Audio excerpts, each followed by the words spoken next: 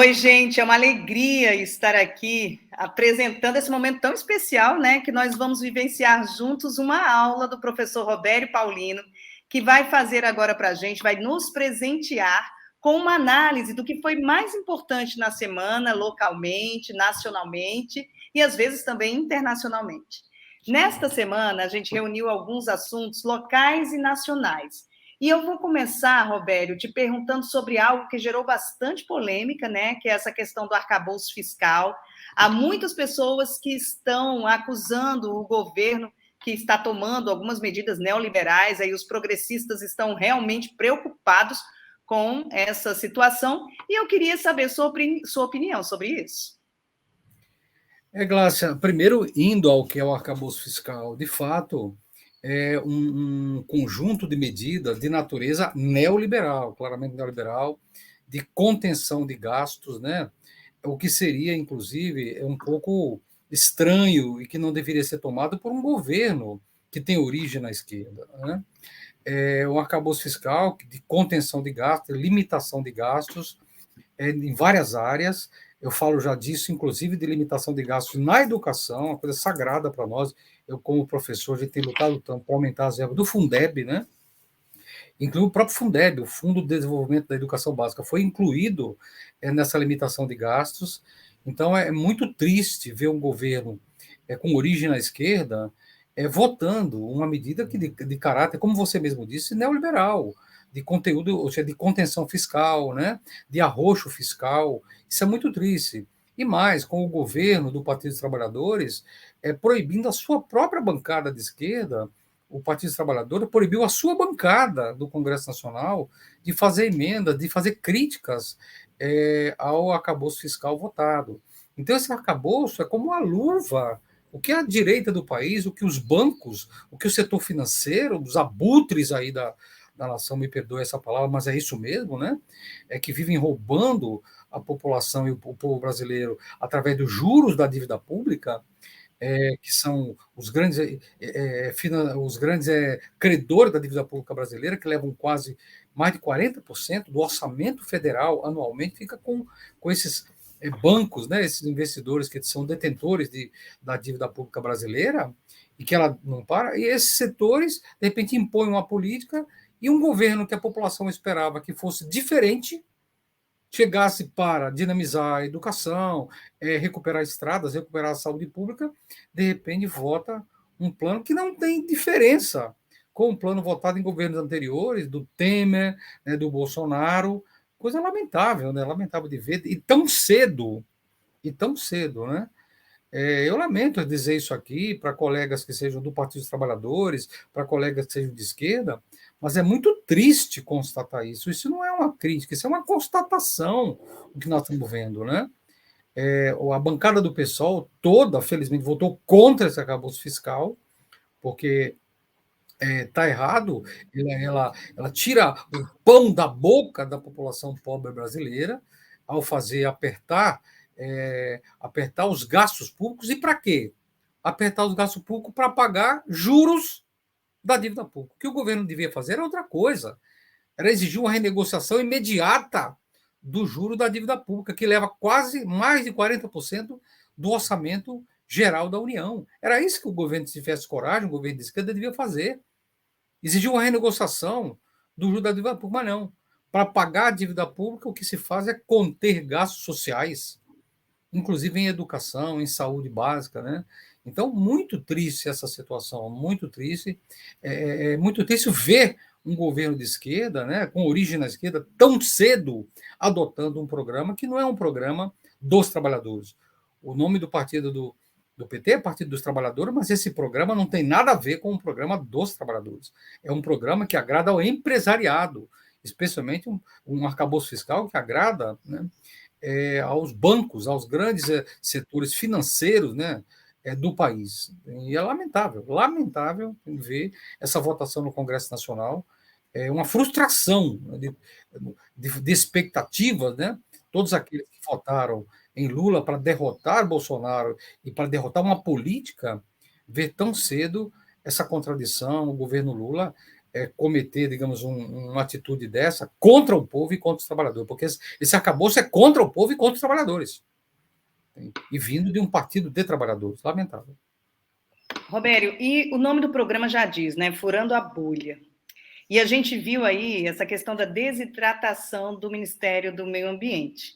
Uma polêmica, na verdade, cheia de, né, uma queda de braço entre a Petrobras, o IBAMA e Marina Silva no meio.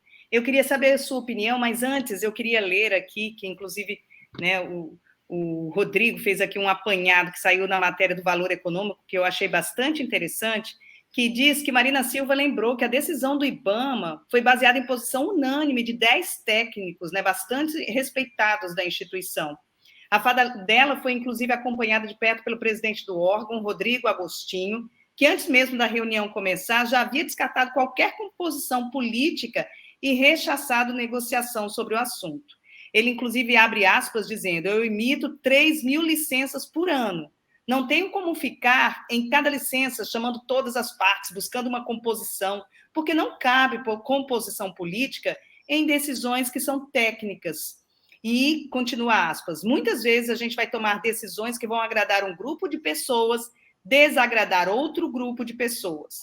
E ele continua, é do jogo, faz parte do sistema de licenciamento ambiental. E o chefe do IBAMA acrescentou ainda que a Petrobras já fez diversas perfurações na área da foz do Rio Amazonas e nenhuma se mostrou viável para a exploração do petróleo.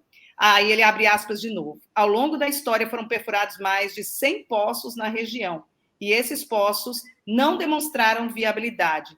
Não cabe negociação nesse momento, mas nada impede que a Petrobras possa representar o pedido. Robério Paulino, qual a sua opinião sobre essa queda de braço? Glácia, querida, tem dois assuntos envolvidos aí, né? Primeiro, o motivo que precipitou esse conflito, e tão cedo também, num governo que se pretende de esquerda, é essa questão da exploração do petróleo na foz do Rio Amazonas. Veja, o IBAMA diz que ali não se pode furar, porque ali é uma área que deveria ser sagrada.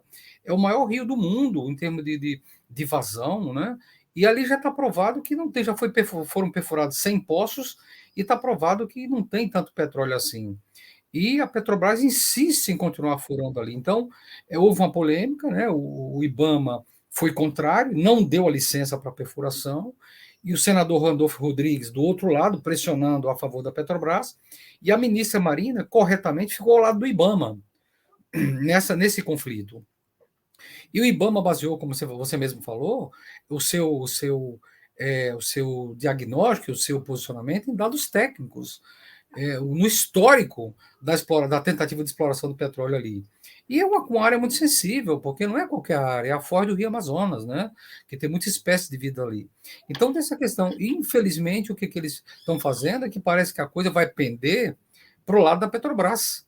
Vai pender para o lado da Petrobras. Uma pressão violenta, né, da Petrobras, e parece que o governo, a maior parte do governo do presidente Lula está se inclinando pelo lado a favor da Petrobras por perfurar e rifando o IBAMA. Isso é muito ruim, porque é tudo ao contrário do discurso ambientalista que o Lula tem pregado no exterior, tem pregado em eventos internacionais, no G7. Tem um discurso lá fora e chega aqui e faz o contrário. Isso é muito ruim, né, para a própria imagem do governo Lula. Essa é a primeira coisa. Mas tem outro assunto envolvido aí nessa questão ambiental, o Glácia, que é o problema que a desidratação do Ministério do Meio Ambiente e da ministra Marina. O que o Centrão acaba de fazer no Congresso Nacional? Tirou várias atribuições, como fiscalização, como autorização de novas explorações para desmatamento na Amazônia. Né? O Ministério do Meio Ambiente, de repente, perde suas funções. Então, há um descontentamento muito grande da ministra Marina, porque ela está se vendo, de repente, entrou no governo, emprestou seu nome, e está se vendo, de repente, meio que rifada. Né? O Ministério de meio rainha da Inglaterra, que é rainha, mas não manda nada, não decide nada, porque o Centrão acaba com a anuência do governo e com a cumplicidade do governo Lula de tirar, né, várias atribuições do Ministério do Meio Ambiente. Como eu falei, fiscalização, concessão de novas possibilidades de perfuração, exploração, concessão de alguma exploração em áreas indígenas.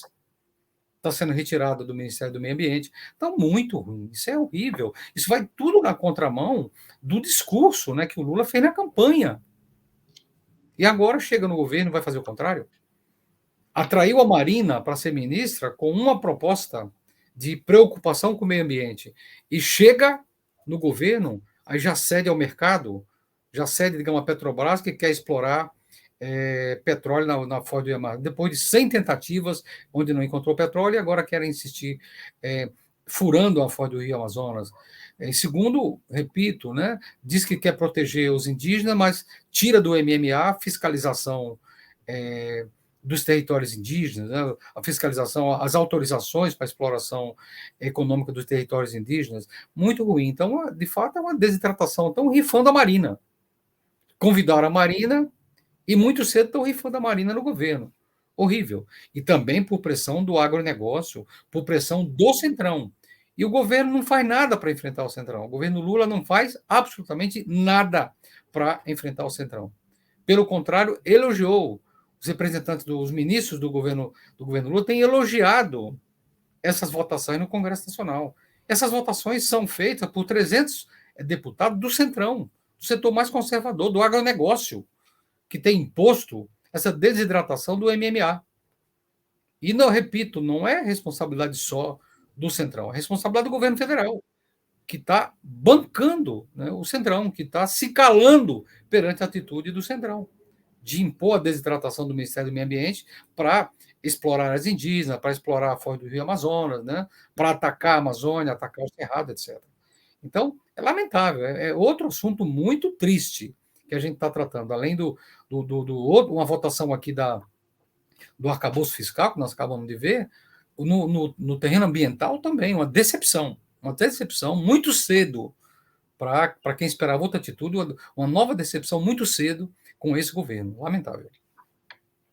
E na segunda vez que, se caso aconteça, a Marina vai desembarcar do governo, né? Algo que realmente chama atenção. Roberto, inclusive, Marina Silva, ministra, gravou uma fala para a COP Clima, né? Que você idealizou a COP Clima aqui do Rio Grande do Norte, essa conferência que reuniu os 3 poderes, e ela elogiou bastante essa questão do legislativo, do executivo e do judiciário estarem unidos numa mesma causa, que é a pauta do momento, a pauta internacional, inclusive, que é meio ambiente.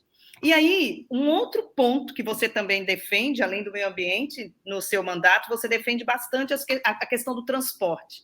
E algo que nos chamou a atenção nessa semana foi essa possibilidade que o governo Lula levantou de diminuir os impostos para que um carro 1.0 possa custar, em média, aí, R$60 mil, né, facilitando o acesso do sonho do carro próprio para muita gente. Por um lado, isso é fantástico, porque as pessoas têm direito a ter um meio de transporte de qualidade. Mas o ideal é que fosse um meio de transporte coletivo, né, que pudesse tirar das ruas tanto gás carbônico e tanta poluição que os carros provocam. A gente sabe que isso é muito grave.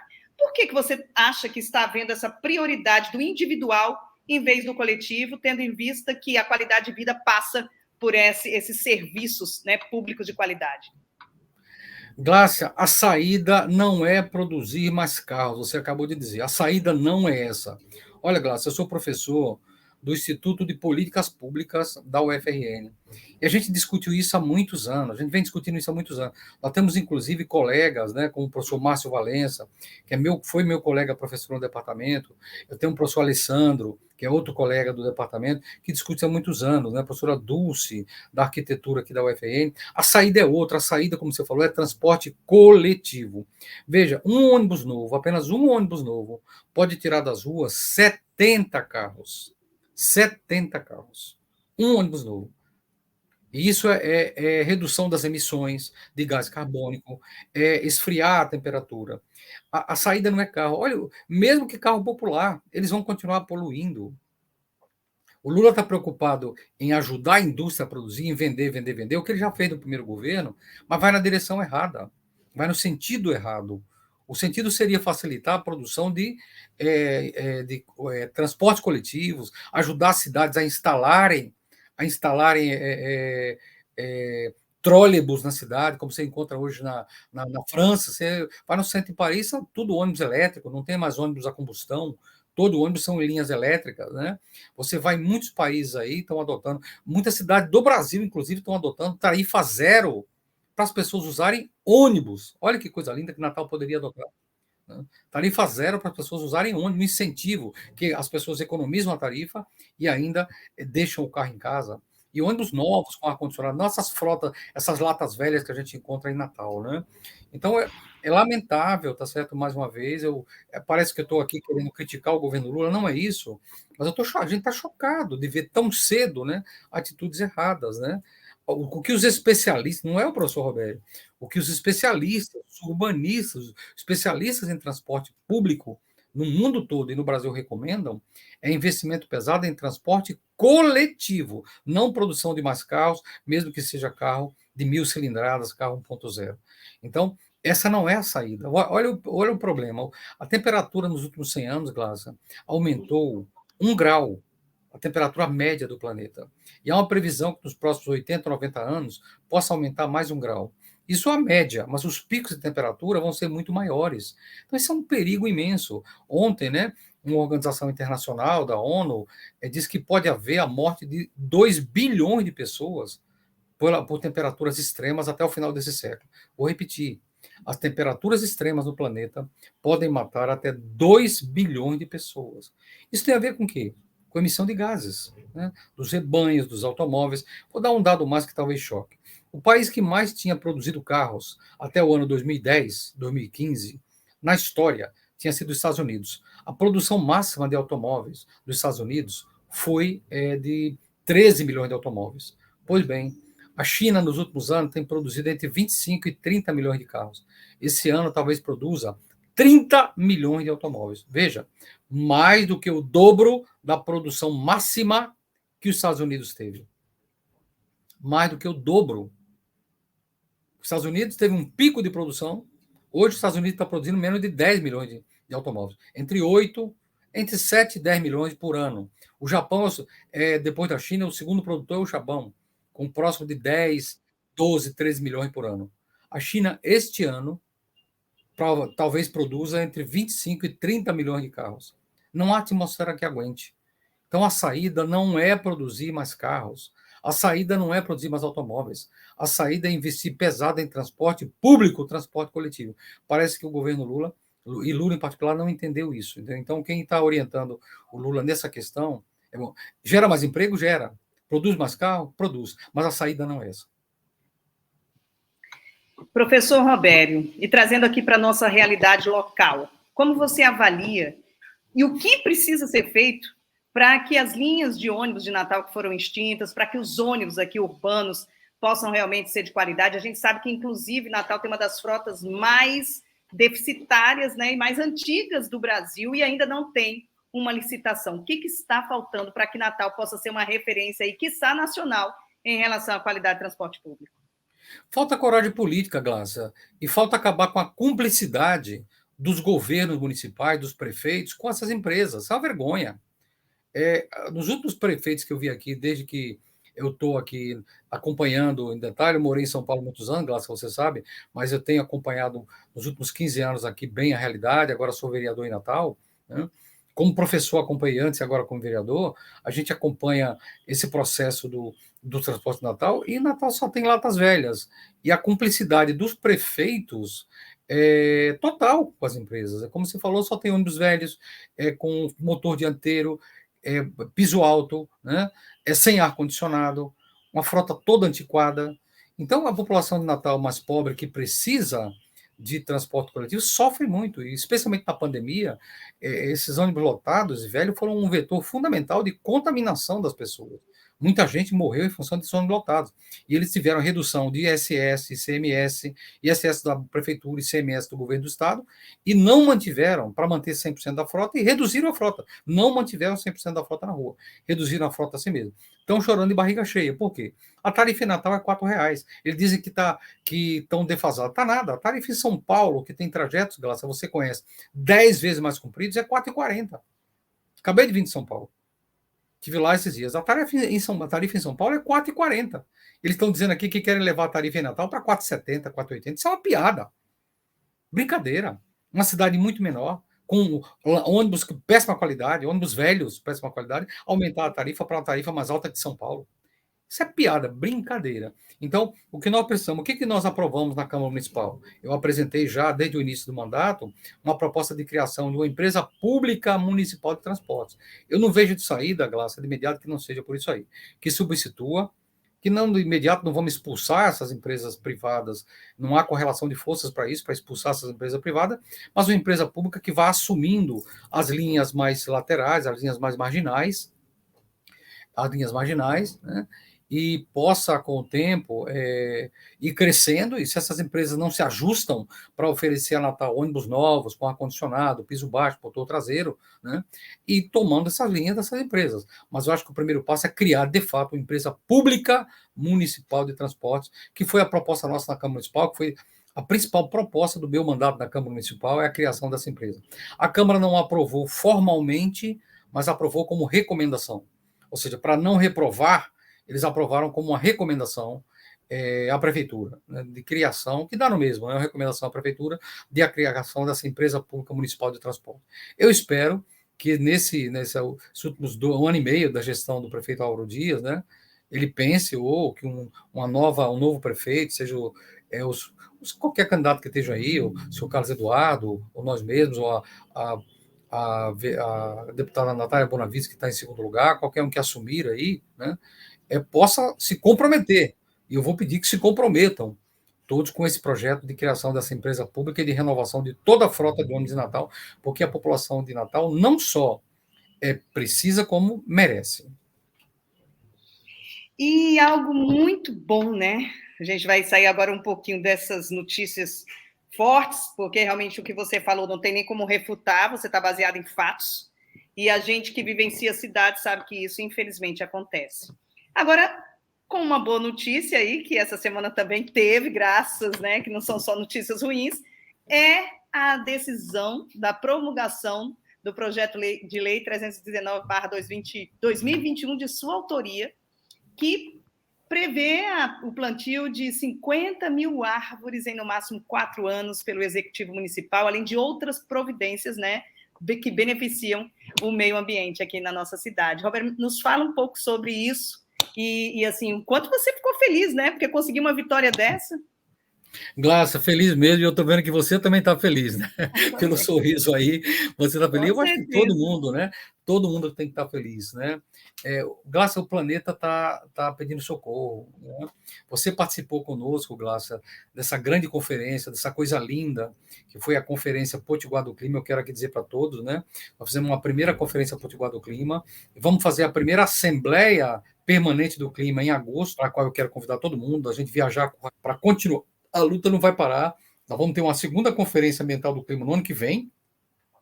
Já está aprovado em abril, mas durante esse período nós vamos ter conferências trimestrais, né? Conferência trimestral do clima, para quem eu quero convidar. E nós aprovamos plantar 5 milhões de árvores no estado. Dentro disso, esse projeto de 50 mil árvores em Natal é anterior à proposta de plantar 5 milhões. A gente apresentou esse projeto, né? Já no começo do meu mandato, em 2021, e felizmente a Câmara aprovou. O prefeito vetou, olha só que coisa, vetou o projeto de plantar 50 mil árvores, mas felizmente a Câmara derrubou o veto e agora é lei. Seja Álvaro Dias, ou seja, quem quer que seja o próximo prefeito, vai ter que plantar 50 mil árvores em Natal. Então eu estou muito feliz, porque é um projeto de minha autoria. Eu venho sonhando com isso, Glácia, há muito tempo. Glácia, quando eu era garoto, eu vou te contar uma história aqui. Eu morava ali no Alecrim, na base naval, meu pai era militar, eu morava no Alecrim. A gente saía pela manhã, às 5 horas da manhã, eu e meu irmão, com 2 bicicletas, e nós íamos ver o nascer do sol lá no Forte dos Reis Magos. Olha, nós saímos do Alecrim, íamos até o Forte dos Reis Magos, antes de voltar para casa tomar café e ir para a escola às 7 horas. Em 1 hora de fazer esse trajeto todo. Quando a gente descia ali a ladeira do Baldo e subia a Rio Branco, era um túnel de árvores. Você entrava na Rio Branco ali, a Rio Branco era um túnel de árvores.